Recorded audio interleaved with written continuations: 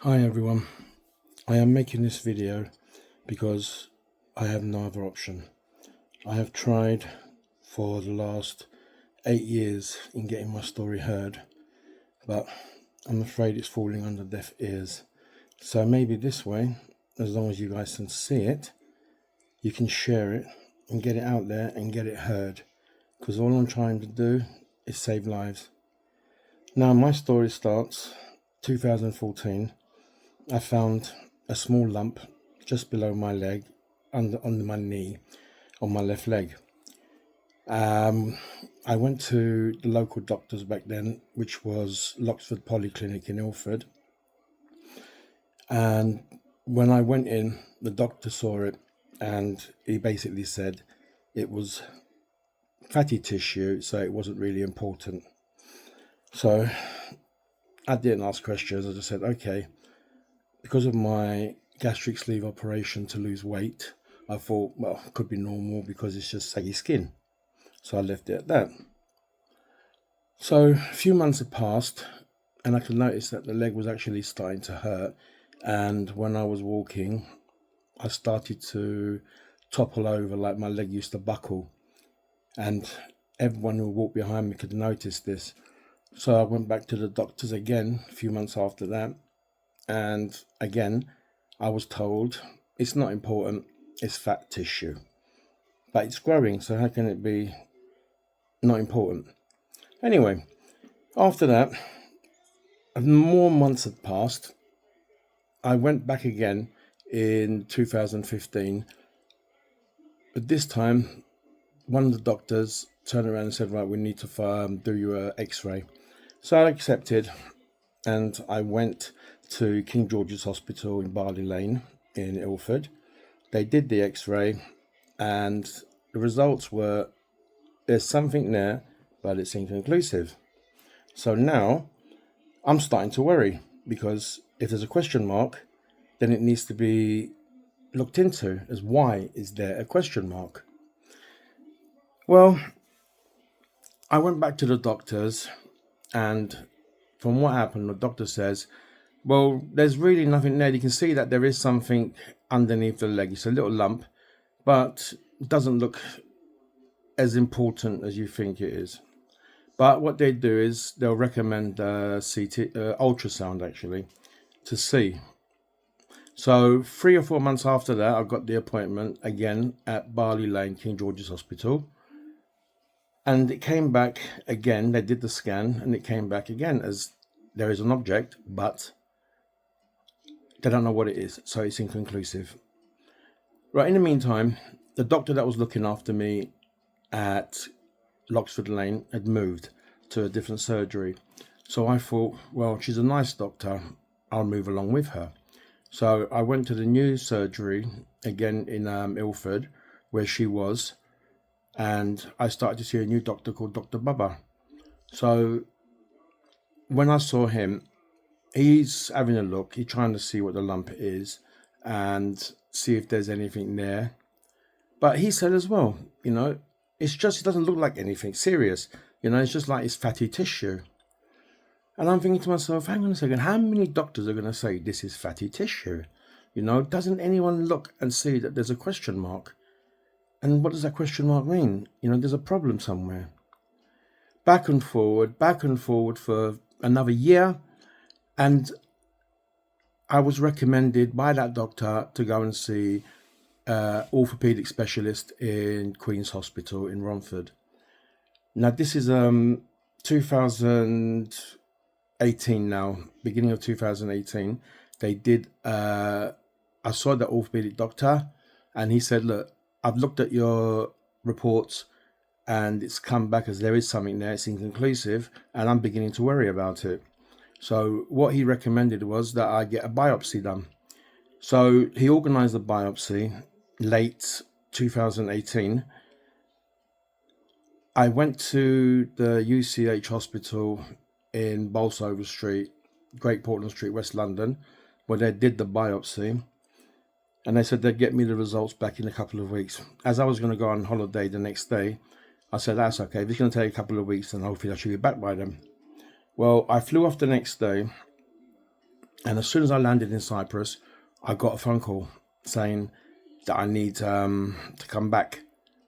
I said I just landed there. And they said, look, we need you to come back, and there's something with your results that we found. So I listened, but I said to them, look, I can't come back because I literally just got here. But when I did ring back the number, it came back as the cancer services. So automatically I knew that I had cancer. So I came back late 2018, a few weeks afterwards, and I went to see the doctor, who then confirmed that I had a very rare form of cancer called extraskeletal myxoid chondrosarcoma. Now that's hard to pronounce, but it's a very rare yet very dangerous form of cancer. So they did a checkup on me, and they said, right, we need to do CT scan to see if it's anywhere else. So we had the CT scan done in late 2018, 2019, and it came back as that the cancer had spread to my lung. So I thought, great, now my leg and my lung, where this all could have been saved if they would have noticed and did something about it back when I first went to them.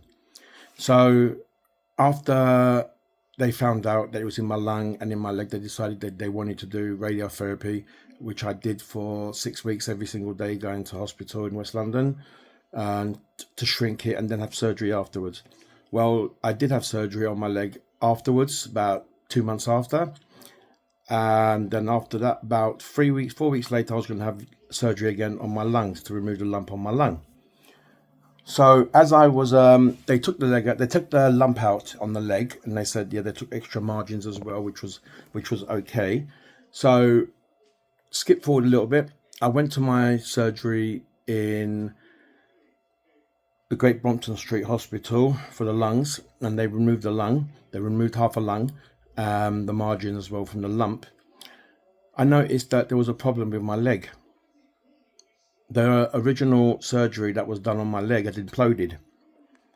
My leg opened up, literally gushing out of blood and everything. The wound that they had stitched up had also has blown up. I could show pictures and all that, which I will do later on in this video. But what also happened was I needed to have emergency surgery again and plastic surgery to fix the leg that they'd originally done the surgery on, which was, well, severely damaged, shall I say. And it basically looked like a picture from a horror film. So not only did they miss my surgery, not miss the surgery, but miss the cancer, they also screwed up my leg.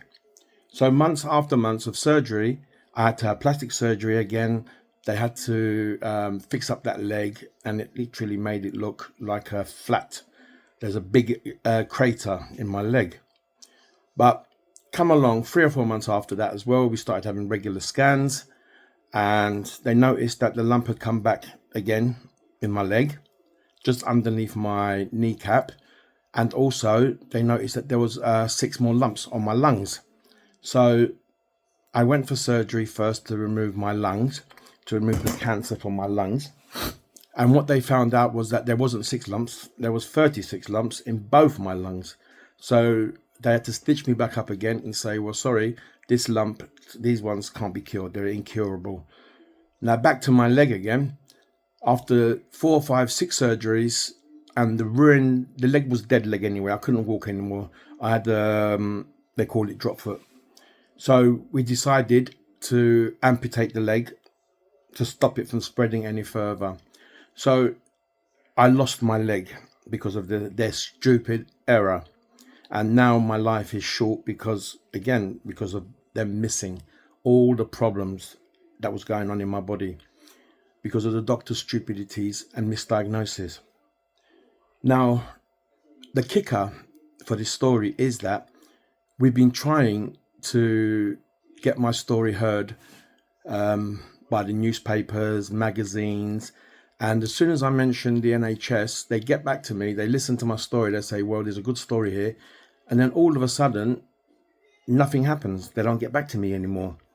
Why? Because all my files, all my records, all my scans, all my x-rays from that period of 2014 to the day that I was diagnosed have mysteriously gone missing.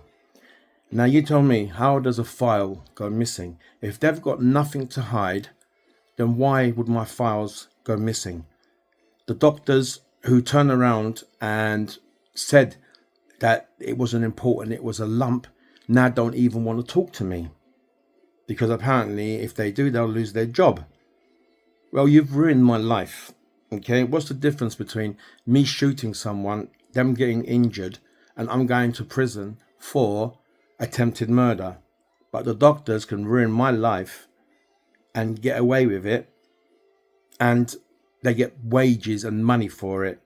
Well, they've ruined my life, they've hidden it, and you've only got 3 years to literally sue the doctors.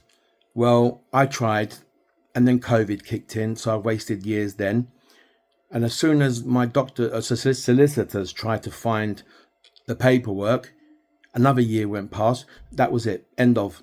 We couldn't sue anymore. So no solicitor now will touch it because it's past the 3 years. And they're being greedy because if they can't get money from it, they ain't going to fight for you.